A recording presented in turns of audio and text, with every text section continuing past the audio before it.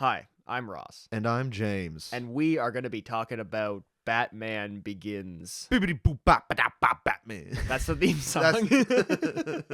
So, Batman Begins, some of you may have heard of it. It is the origin story of Batman. You could say the story of how he starts out. As a man, I'm flesh and blood. I can be ignored, I can be destroyed, but as a symbol, I can be incorruptible.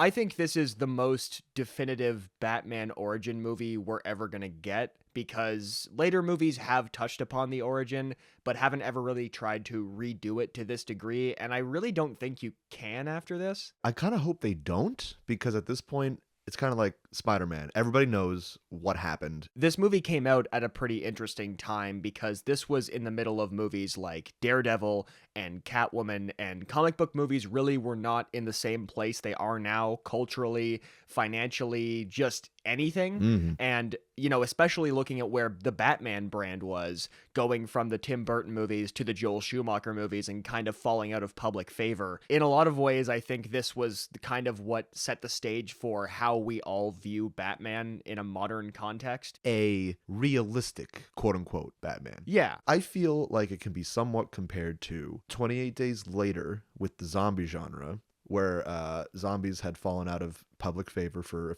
a good while because all they were doing was walking around. Right. And then 28 Days Later comes out, zombies started becoming huge again because they were different and they were running and it's all this stuff. This movie kind of redefined what Batman could be and the parameters of what the character was able to do in a movie and how you could treat it. They've been chasing this dragon ever since. Kevlar utility harness, gas-powered magnetic grapple gun, the 350-pound test monofilament. A realistic Batman like this definitely wasn't the norm. And I think now, based on this and based on the Dark Knight trilogy in general, a lot of people can't really accept any other version of Batman. And what works about this movie in that regard is that it's not just about making Batman the character dark.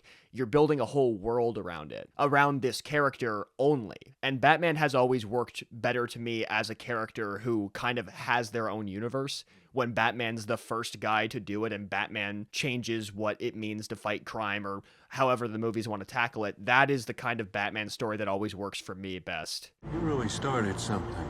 Bad cops running scared, hope on the streets. This is the first time I've rewatched it since, I believe, seeing it in theaters when I was a kid. Okay. And I, out of the whole trilogy, I was least excited for this one. I thought it was going to, kind of just be boring because I remember as a kid watching it in theaters and kind of waiting for the bat suit to come on. Right. But that's also just because I was a kid. Well, yeah, that's just I just there wanted to see Batman. I just want to see Batman, man. Yeah. But then watching it again, it wasn't boring. I feel like whenever people argue about Batman movies, this is not one that people are like, oh, it's bad or it's great.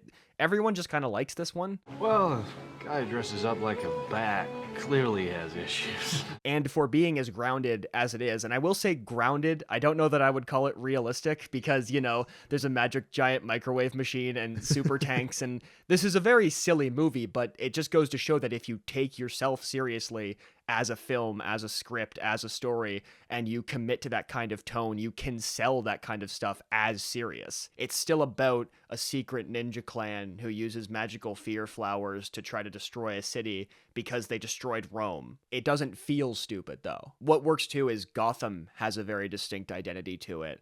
And that's a thing I think you really need to do in a Batman movie, because Gotham shouldn't feel real. Yeah. Gotham shouldn't just feel like a city that you could walk around in. I want it to feel gothic and weird and comic booky even. When Bruce's father first took him on the monorail to Wayne Tower, and the city was beautiful and wonderful, and then Thomas Wayne gets shot and dies, and then everything after that just looks dark and decrepit, like this billionaire was the reason the city was doing so well. And also feel like it was because as a kid he saw the city as something more and something bright, and then as he got older he saw it as something dark. Your anger gives you great power, but if you let it, it will destroy you. Everything is also very focused on Bruce, not Batman, Bruce, which I like. I think if you're going to do an origin like this, you need to make sure that Bruce Wayne has a very personal stake in what's going on. And that is something that some Batman movies understand and some understand very poorly. You can't just throw a character into a movie with things that people will know about them. That's what the 90s Batman movies always kind of felt like to me. It's like, here's Batman fighting a villain, and everything else is built around that. But this is a movie built around a character with, like themes and a goal. I think the heart of the movie in that sense is Bruce and Alfred. And this is my favorite Bruce and Alfred of all the iterations out there, just because they give them so much personal interplay. And also you do get that Alfred is like the actual human side of Bruce kind of manifested, because Bruce is always trying to not repress, but, obviously hide who he is and figure out some sort of smokescreen to operate in the world. But it does feel like Alfred is the only person he can really be Bruce with. Mm-hmm. And I like that as like the core of their dynamic and what keeps Bruce grounded. What is the point of all those push-ups if you can't even lift a bloody log? The non-chronological way they play out the beginning of Bruce's origin is also very fun. I don't find it discombobulating in the same way that Man of Steel's was when they stole that narrative structure. It makes more sense with Bruce Wayne in particular, with this notion of like, who is Bruce Wayne? What's his deal? What's he been up to? If you want to make him mysterious and kind of enigmatic, that works very well. The movie is able to balance the iconography of Batman, making Batman feel like a superhero without making him not feel like a person. He still has like a sense of vulnerability to him,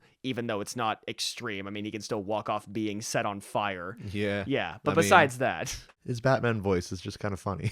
It's a little funny in this. You could tell it wasn't quite there yet. Mm-hmm. And I mean, you could argue it never gets there in the other movies. It's kind of how I feel. Where were the other drugs going?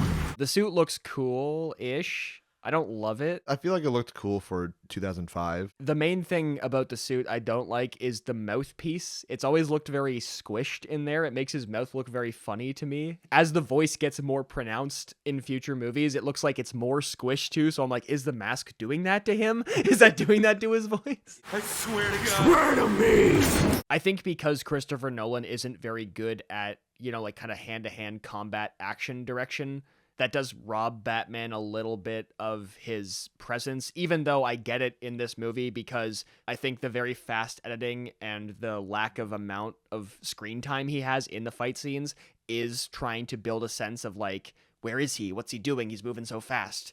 But you can't see what's happening. And I get that as like a filmmaking tone idea, but also in this one, Batman is very much a bruiser, and he's just like a guy who punches people. And so I would like to see a better cinematic representation of that.